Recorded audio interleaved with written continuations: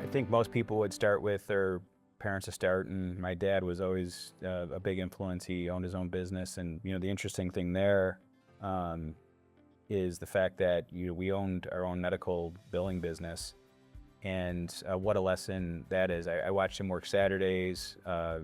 Every night we were doing the triplicates and whatever that carbon copy paper was. But more importantly, what I learned there is you got to be very careful with who you trust, because at one point with his business, his CFO ended up embezzling him. So at that time, we essentially as a family went broke. And so I think at that time I'm like 12. And the interesting thing there is, one, it's interesting watching that, but two, you never saw it on my dad.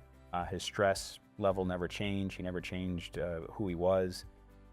He ended up getting, another job and working through it.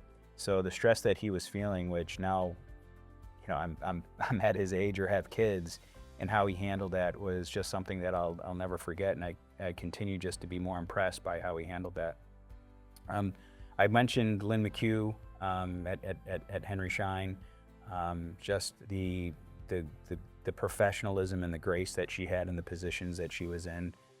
Tim Sullivan and Jamie Brzezowski, massive influences on my life.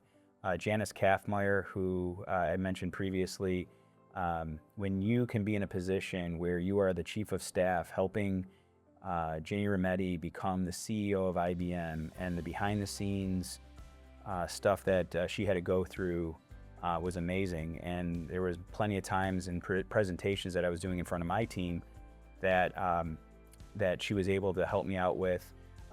Sticky situations, even from a personnel standpoint, she was help me walk through those things, strategic planning. So there was a lot there that she helped me with. So there's so many other influences, and I know I'm forgetting, many different people.